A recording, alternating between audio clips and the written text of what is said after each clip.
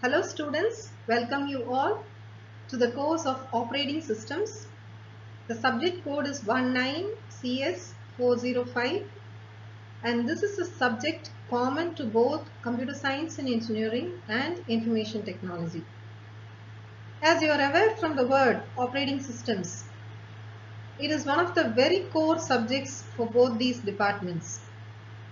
And so students, take great interest to immerse yourselves into this subject. And every topic what you learn here is very important. And as you travel down your career, all these concepts are going to be very useful to you.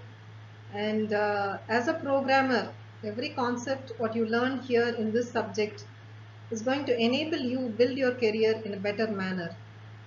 So students, take great interest, concentrate on the classes as they go on. I'm sure you have a lot of distractions since the classes are online. But please take interest to listen, take notes, and follow meticulously a daily basis study because these subjects are very vast.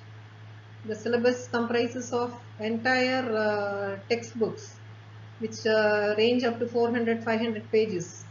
So it is very difficult for you to sit on your own and study.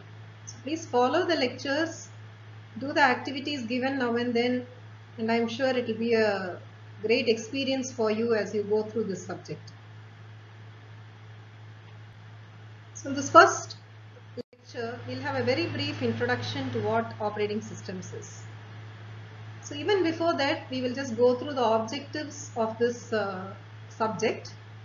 So as per the syllabus given, it is describing the basic organization of computer systems. And it is going to take us on a grand tour of the major components of the operating system.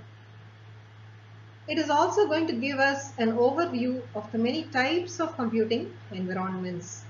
So when I say computing environments, it is nothing but the types of operating systems. And finally, we are going to explore the open source operating systems. We are all aware most of the software now is open source and our IT industry is moving on to open source. So we also have operating systems that come under this category of open source computing. So what is an operating system? Now in your very basic 12th standard, you must have come across this diagram on the right hand side. Have you all seen this diagram? I'm sure all of you would have drawn this for your exams.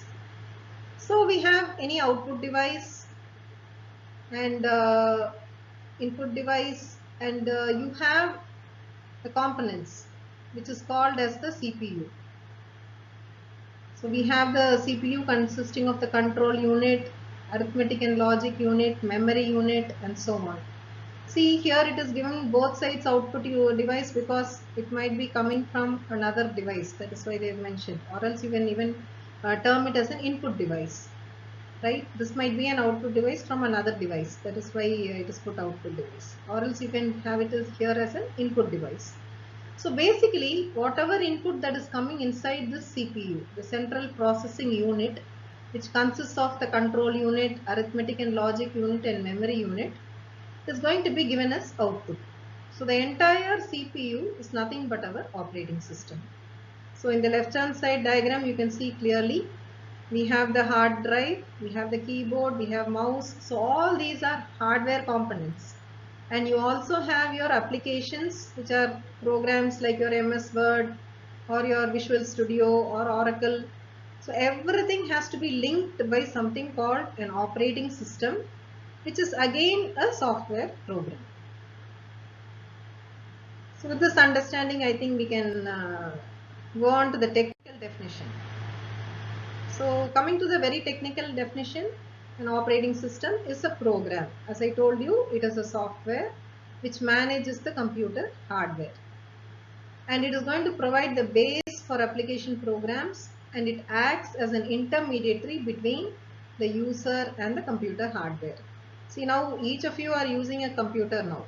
Actually, we are interacting. I am talking over a laptop. So I am the user and the laptop is my computer hardware. and inside the laptop there is a software which is enabling me to interact with it, to work with it. Similarly, you are all having smartphones, you are having your laptop, you are sitting one side and you are interacting with that particular machine, which is the hardware. And whatever software that is helping you interact is nothing but the operating system. So it has got two major objectives. It controls the computer's hardware. It provides an interface between the communication. That is, it provides the communication. That's what is told in the second point. So it interprets the commands of the user to communicate with the hardware. You will see both these topics in detail. These are the only two topics which we are going to see in this video. So please concentrate. So the operating system is a very important part of almost every computer system. Because if I have to interact with the hardware, I need this operating system.